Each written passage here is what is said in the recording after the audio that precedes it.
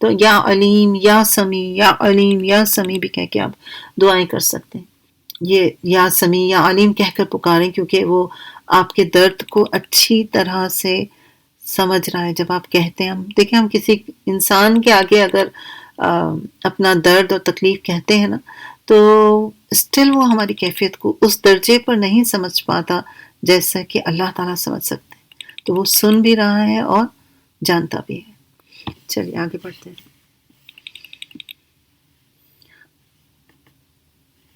جو بے معنی قسمیں تم بلا ارادہ کھا لیا کرتے ہو، ان پر اللہ کی گرفت نہیں ہے. یہ 226 ہے. مگر جو قسمیں تم سچے دل سے کھاتے ہو، ان کی باس پرس وہ ضرور کرے گا. اللہ بہت درگزر کرنے والا اور بردبار ہے. غفور الرحیم کے بعد غفور پیچھے سمیع علیم کے بعد اب آ گیا غفور حلیم. میں نے آپ کو نمبر غلط بتا دیا تھا، لیکن بہرحال تو غفور حلیم جو ہے یہ ہے آیت 225 میں. آپ دیکھیں، غفور تو آپ نے ابھی کئی دفعہ دیکھ لیا، لیکن حلیم کا مطلب ہوتا ہے بردبار ہونا. بردبار یعنی جو اپنی مخلوق پر ظاہری اور باطنی نعمتیں نازل فرماتا رہتا ہے، حالانکہ وہ بے شمار گناہ کرتے ہیں، بے شمار لغزشیں کرتے رہتے ہیں، رائٹ؟ اس کو حلیم کہا جاتا ہے. اور وہ نافرمانوں کو فوری سزا دینے کے لیے بردبار ہوتے ہوئے، کیونکہ وہ حلیم ہے، وہ انہیں موقع دیتا ہے. کس چیز کا؟ تاکہ وہ توبہ کر لیں. غفور کا ذکر ہے نا. وہ انہیں مہلت دیتا ہے کہ اس کی طرف رجوع کیا جائے، گناہوں کی معافی مانگی جائے. وہ ان پر پردہ ڈالتا ہے کیونکہ وہ حلیم ہے، right؟ وہ ان پر سے عذاب کو ہٹا سکتا ہے کیونکہ وہ حلیم ہے. اور غفور یعنی بخشنے والا ہے. اور اکثر جگہ پہ آپ کو جو ہے نا یہ دونوں صفات جو ہیں ساتھ ساتھ ملیں گی. تو اس بات کی علامت ہے کہ جو شخص اللہ کی بخشش حاصل کرتا ہے وہ اس کے ذریعے رحمت بھی حاصل کرتا ہے. اور یہ کس وجہ سے ہوتا ہے؟ کیونکہ وہ حلیم ہے، وہ بردباری کا مظاہرہ کرتا ہے. یعنی وہ جب چاہے پکڑنا چاہے پکڑ سکتا ہے، لیکن موقع دیتا ہے انسان کو. آگے آئیے. جو لوگ اپنی عورتوں سے تعلق نہ رکھنے کی قسم کھا بیٹھے ان کے لیے 4 مہینے کی مہلت ہے. اس کو شرعی اصطلاح میں ایلا کہتے ہیں. یعنی میاں اور بیوی کے درمیان ظاہر ہے ایک جیسے حالات تو ہمیشہ نہیں رہتے، بگاڑ بھی ہو سکتی ہے، لیکن ایسے بگاڑ کو اللہ کی شریعت پسند نہیں کرتی کہ دونوں ایک دوسرے کے ساتھ قانونی طور پر رشتہ ازدواج میں تو بندھے رہیں مگر ایک دوسرے سے الگ رہیں. تو اس کی جو لمٹ بتا دی گئی ہے وہ کیا ہے؟ 4 مہینے. 4 مہینے میں فیصلہ کریں، الگ رہیں، اور سمجھ میں آتا ہے تو ٹھیک ہے کنٹینیو رکھیں، نہیں تو پھر الگ ہو سکتے ہیں. ٹھیک ہے. اور اس کے لیے بھی کیا فرمایا اللہ تعالیٰ نے؟ اگر انہوں نے رجوع کر لیا تو اللہ تعالیٰ معاف کرنے والا اور رحیم ہے، غفور الرحیم.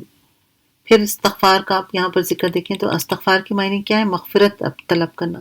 یعنی جب انسان سے اللہ تعالیٰ کی نافرمانی ہو جائے اور انسان جب اس پر نادم ہو تو اپنے مالک سے اپنے گناہوں کی معافی مانگنا شروع کر دے.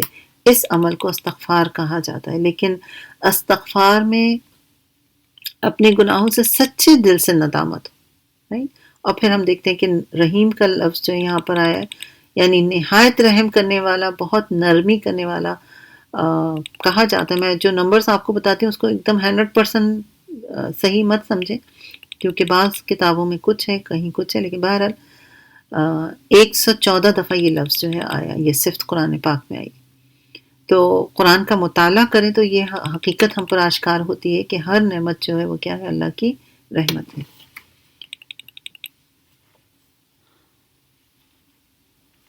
اگر انہوں نے رجوع کیا تو اللہ رحم معاف کرنے والا اور رحیم ہے. اور اگر انہوں نے طلاق ہی کی ٹھان لی ہو تو جان لیں کہ اللہ سب کچھ سنتا اور جانتا ہے. رائٹ؟ یعنی اب اگر نوبت جو ہے وہ طلاق تک آ گئی ہے تو یہاں پر پھر اللہ کی سمیع اور علیم کی صفات جو بیان کی گئی، یعنی اس کی سماعت سے کوئی چیز بھی دور نہیں ہے، خواہ وہ چوٹی ہی کیوں نہ ہو، وہ اس کی بھی آواز سنتا ہے. رائٹ؟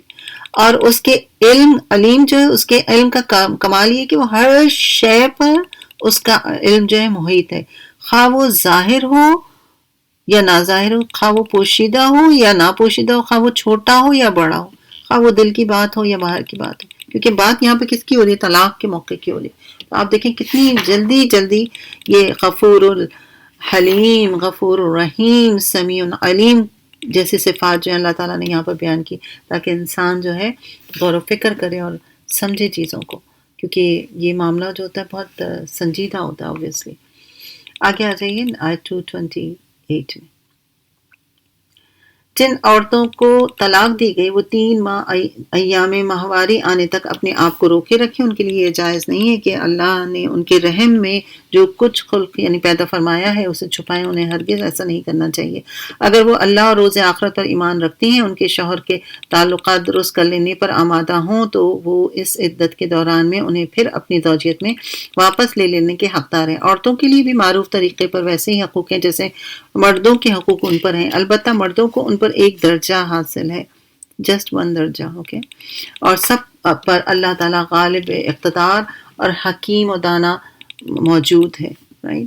پھر یہاں پر ہم دیکھتے ہیں کہ عزیز کی صرف بیان کی گئی ہے، یعنی وہ ہر چیز پر غالب ہے، حتیٰ کہ ہر عزت پر بھی وہ غالب ہے، اور اس کے سامنے کوئی اور غالب ہو ہی نہیں سکتا. اور حکیم یعنی دانا ہے، حکمت والا ہے، ہر چیز کو سب سے بہتر انداز میں سمجھنے والا. مطلب یہ ہوا کہ اگر وہ غالب ہے تو اس کی اس طاقت سے کسی کو نقصان نہیں ہوتا. ورنہ دنیا میں تو کیا ہوتا ہے، کوئی غالب اگر ہو جائے، کوئی بادشاہ کسی ملک پہ غالب ہو جاتا ہے، کوئی قوم، تو کیا ہوتا ہے کہ وہ تو پھر پچھلی قوموں کا حشر نشر کر دیتے ہیں. لیکن اللہ تعالیٰ غالب ہے، لیکن اپنی اس طاقت سے کسی کو نقصان نہیں دیتا، کیونکہ وہ جو بھی کام کرتا ہے اس کا کام حکمت پر مبنی ہوتا ہے. طلاق 2 بار ہے، پھر یا تو سیدھی طرح عورت کو روک لیا جائے یا بھلے طریقے سے اس کو رخصت کر دیا جائے. اور رخصت کرتے ہوئے ایسا کرنا تمہارے لیے جائز نہیں ہے کہ جو کچھ تم انہیں دے چکے ہو اس میں سے کچھ واپس لے لو. البتہ یہ صورت مستثنا ہے کہ زوجین کو اللہ کی حدود پر قائم نہ رہنے کا اندیشہ ہو. رائٹ.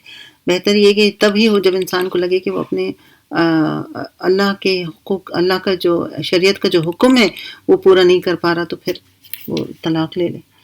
ایسی صورت میں اگر تمہیں یہ خوف ہو کہ وہ دونوں حدود الہی پر قائم نہیں رہیں گے، تو ان دونوں کے درمیان یہ معاملہ ہو جانے میں کوئی مذائقہ نہیں کہ عورت اپنے شوہر کو کچھ معاوضہ دے کر علیحدگی اختیار کر لے. یہ اللہ کے مقرر کردہ حدود ہیں، ان سے تجاوز نہ کرو، اور جو لوگ حدود الہی سے تجاوز کریں گے وہی ظالم ہے. پھر اگر 2 بار طلاق لینے کے بعد شوہر نے عورت کو تیسری بار طلاق دے دی تو وہ عورت پھر اس کے لیے حلال نہ ہوگی، الا یہ کہ اس کا نکاح کسی دوسرے شخص سے ہو اور وہ اس سے طلاق دے. تب اگر پہلا شوہر اور یہ عورت دونوں یہ خیال کریں کہ حدود الہی پر قائم رہیں گے تو ان کے لیے ایک دوسرے کی طرف رجوع کر لینے میں کوئی مذائقہ نہیں ہے. یہ اللہ کی مقرر کردہ حدیں ہیں جنہیں وہ ان لوگوں کی ہدایت کے لیے واضح کر رہا ہے جو اس کی حدود کو توڑنے کا انجام جانتے ہیں.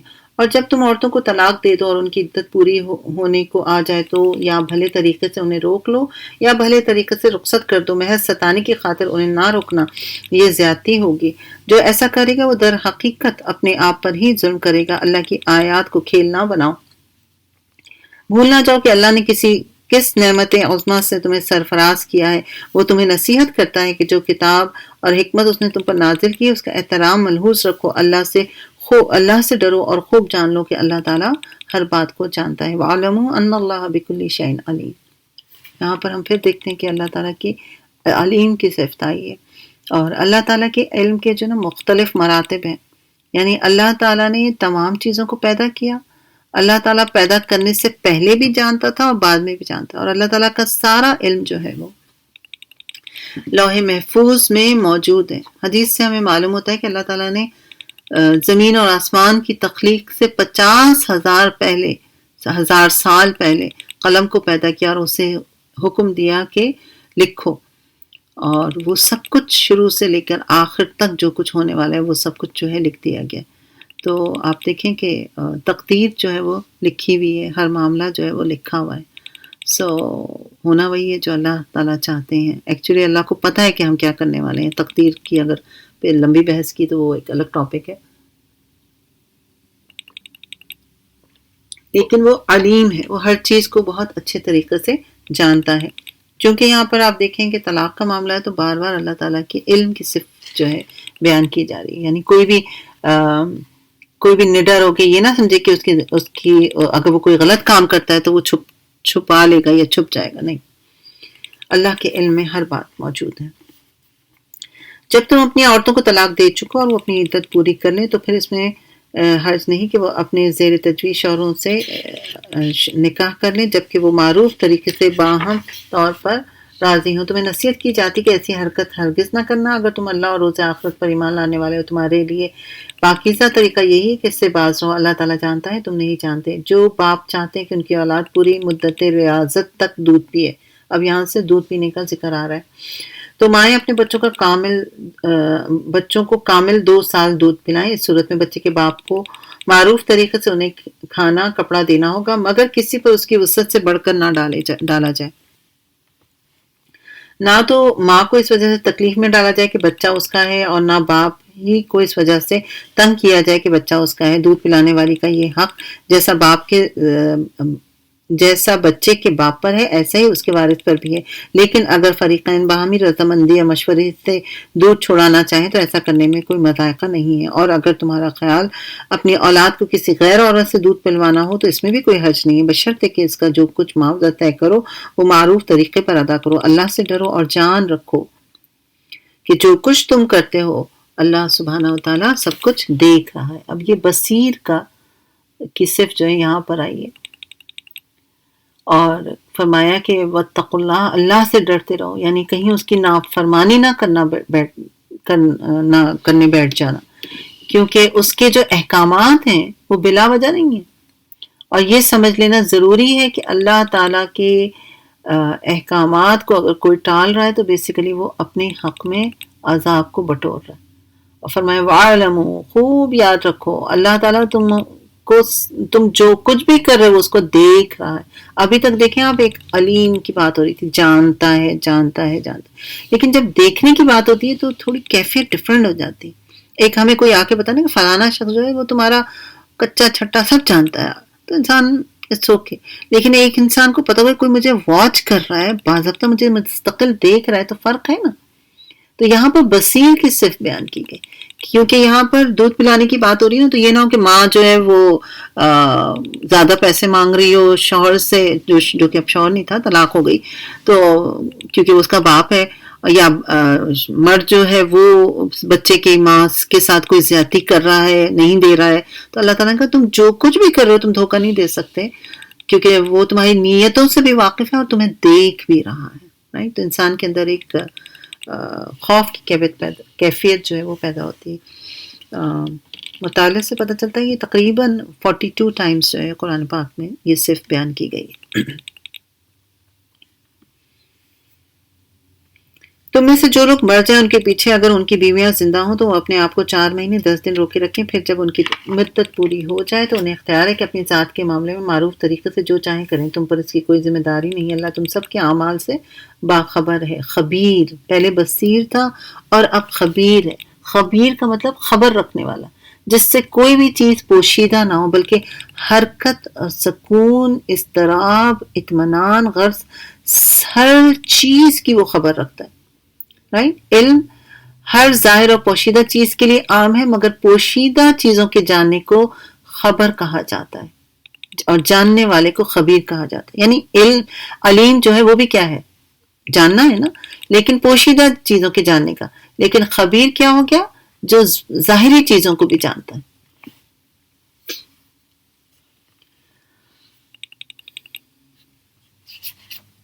زمانہ عدت میں خواہ تم ان بیوہ عورتوں کے ساتھ منگنی کا ارادہ اشارے کنائے میں ظاہر کر دو، خواہ دل میں چھپائے رکھو، دونوں صورتوں میں کوئی مذائقہ نہیں. اللہ جانتا ہے کہ ان کا خیال تو تمہارے دل میں آئے گا ہی. مگر دیکھو خفیہ عہد و پیمان نہ کرنا. اگر کوئی بات کرنی ہے تو معروف طریقے سے کرو اور عقد نکاح باندھنے کا فیصلہ اس وقت تک نہ کرو جب تک کہ عدت پوری نہ ہو جائے. خوب سمجھ لو کہ اللہ تمہارے دلوں کا حال جانتا ہے، لہٰذا اس سے ڈرو اور یہ بھی جان لو کہ اللہ بردبار ہے، چھوٹی چھوٹی باتوں سے درگزر فرماتا ہے. اب آپ پھر دیکھیں یہاں پر غفور حلیم کی صفت جو ہے وہ بیان کی گئی ہے. رائٹ؟ یعنی اس کے بارے میں آپ کو ایک الگ سے بھی بات بتاؤں کہ امت جب تک استغفار کرتی رہے گی وہ اللہ کے عذاب سے محفوظ رہے گی. اس کی جو ہمیں ثبوت ملتا ہے وہ اس حدیث سے کہ آپ صلی اللہ علیہ وآلہ وسلم نے فرمایا کہ بندہ عذاب خداوندی سے امن میں ہے جب تک کہ وہ استغفار کرتا ہے. یہ معلوم کیا ہوا ہمیں کہ ہمیں کثرت سے استغفار کرنا چاہیے. دوسرے سے پھر یہاں پر آپ کے جو ہے حلیم بیان ہوئی ہے، یعنی بردبار، اور اس کو ایک اور ایزی ورڈ میں آپ سمجھے وہ ہے دور اندیش، جو عذاب کرنے میں جلدی نہیں کرتا، نافرمانوں کی نافرمانی اور حکم کی مخالفت کے باوجود اسے نہ غصہ آتا ہے اور نہ غضب کر کے وہ اپنے بندوں کو پکڑتا ہے. اس کا غصہ اور غضب اسے فوری طور پر انتقام لینے پر آمادہ نہیں کرتا. اور یہ صرف جو ہے قرآن پاک میں 11 مرتبہ مختلف مقامات پر آپ کو نظر آئے گی. میرے خیال ہے آج ہی ہم نے اس کو 2 دفعہ پڑھ لیا. لہٰذا اس سے ڈرو اور یہ بھی جان لو کہ اللہ بردبار ہے، چھوٹی چھوٹی باتوں سے درگزر فرماتا ہے. تم پر کچھ گناہ نہیں اگر اپنی عورتوں کو طلاق دے دو قبل اس کے کہ ہاتھ لگانے کی نوبت آئے یا مہر مقرر ہو. اس صورت میں انہیں کچھ نہ کچھ دینا ضرور چاہیے. خوشحال آدمی اپنی حیثیت کے مطابق اور غریب اپنی حیثیت کے مطابق معروف طریقے سے دے. یہ حق ہے نیک آدمیوں پر. اگر تم نے ہاتھ لگانے سے پہلے طلاق دی ہو لیکن مہر مقرر کیا جا چکا ہو تو اس صورت میں نصف مہر دینا ہوگا. یہ اور بات ہے کہ عورت نرمی برتے اور مہر نہ لے، یا وہ مرد جس کے اختیار میں عقد نکاح ہے نرمی سے کام لے اور پورا مہر دے دے، اور تم یعنی مرد نرمی سے کام لو تو یہ تقوی سے زیادہ مناسبت رکھتا ہے. آپس کے معاملے میں فیاضی کو نہ بھولو، تمہارے اعمال کو اللہ تعالیٰ دیکھ رہا ہے. پھر یہاں پر ہم دیکھتے ہیں کہ اللہ کی صفت جو ہے بصیر آئی ہے، یعنی اللہ تعالیٰ نے یہاں پر مردوں کو عورتوں کا قوام بنایا نا، پیچھے آپ نے پڑھا تھا تو، اور اس کا مطلب ہے کہ ایک درجہ فضیلت بھی دی گئی ہے. تو مردوں کو بھی کہا گیا ہے کہ وہ بھی اپنی اس فضیلت کا مس یوز نہ کریں بلکہ عورتوں کے ساتھ بہتری کا معاملہ کریں، احسان کا معاملہ کریں، اور طلاق کی صورت میں انہیں پورا مہر دے دیں. جبکہ عورتوں کو کیا کہا گیا کہ وہ آدھے پورے کے بجائے آدھا لے لیں. رائٹ؟ تو اللہ کی یہ صفت بیان کرنے کا مطلب یہ کہ وہ تمہارے ہر معاملے کو دیکھ رہا ہے، تمہارے ہر خیر اور شر کو دیکھ رہا ہے. لہذا اس کی پابندی کرو گے تو اللہ کے مقرب بن جاؤ گے، اور اگر خلاف ورزی کرو گے تو ظاہر ہے کہ وہ اللہ کی گرفت سے باہر نہیں ہو سکتے. رائٹ؟ تو دوبارہ جو ہے یہ بصیر کی صفت جو ہے وہ یہاں پر بیان کی گئی ہے. اپنی نمازوں کی نگہداشت کرو. ساری نمازوں کی طرف بھی اشارہ، خصوصاً ایسی نماز کی جو محاسن صلاح کی جامع ہو. اللہ کے آگے اس طرح کھڑے ہو جیسے فرمانبردار غلام کھڑے ہوتے ہیں. رائٹ؟ اس کے بارے میں مختلف اقوال موجود ہیں. صلاۃ الوسطیٰ کے بارے میں بعض نے ظہر بھی کہا، مغرب، عشاء بھی کہا، لیکن زیادہ اقوال جو ہے وہ نماز عصر کی طرف اشارہ کرتے ہیں. بد امنی کی حالت میں ہو تو خواہ پیدل ہو خواہ سوار ہو، جس طرح ممکن ہو نماز پڑھو. ٹھیک ہے؟ نماز کسی حال میں معاف نہیں ہے. اور جب میسر آ جائے تو اللہ کو اس طریقے سے یاد کرو جو اس نے تمہیں سکھایا ہے جس میں تم پہلے ناواقف تھے. تم میں سے جو لوگ وفات پا گئے اور پیچھے بیویاں چھوڑ رہے ہیں ان کو چاہیے کہ اپنی بیویوں کے حق میں یہ وصیت کر جائیں کہ 1 سال تک ان کا نان نفقہ دیا جائے گا، وہ گھر سے نہیں نکالی جائیں گی. پھر اگر وہ خود نکل جائیں تو اپنی ذات کے معاملے میں معروف طریقے سے وہ کچھ کریں، اس کی ذمہ داری تم پر نہیں ہے. اللہ سب پر غالب اقتدار رکھنے والا اور حکیم ہے. اب یہ جو ہے یہ آیت جو ہے منسوخ ہو چکی کیونکہ پھر حصہ جو ہے وہ بتا دیا گیا تھا. یہاں ہم پھر دیکھتے ہیں کہ عزیز حکیم جو ہے وہ آیا. حکیم جو ہے کہا جاتا ہے کہ کم و بیش 100 دفعہ آیا اور عموماً دوسرے ناموں کے ساتھ مل کر آیا، اور عزیز الحکیم جو ہے وہ 46 ٹائم آیا. تو اللہ تعالیٰ کا کوئی کام بھی حکمت سے خالی نہیں.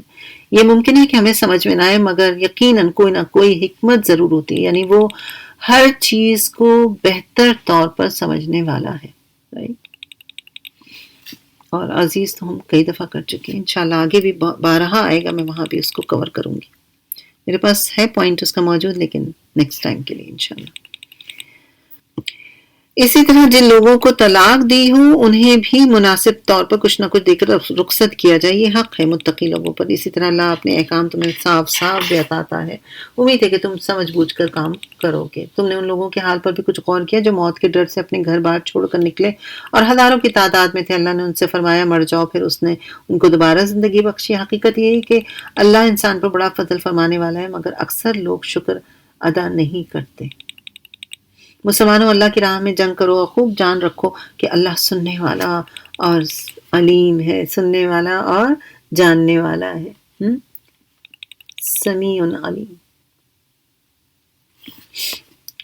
تو اچھا، سمیع ایک بار پھر میں آپ کو بتاؤں کہ یہ اسم سمیع جو ہے 25 مقامات پر انفرادی طور پر بیان ہوا ہے اور 14 مقامات پر یہ علیم کے ساتھ ہوا ہے اور 5 مقام پر یہ اسم بصیر کے ساتھ اور ایک جگہ پر یہ قریب کے ساتھ بیان ہوا ہے، ٹھیک ہے نا؟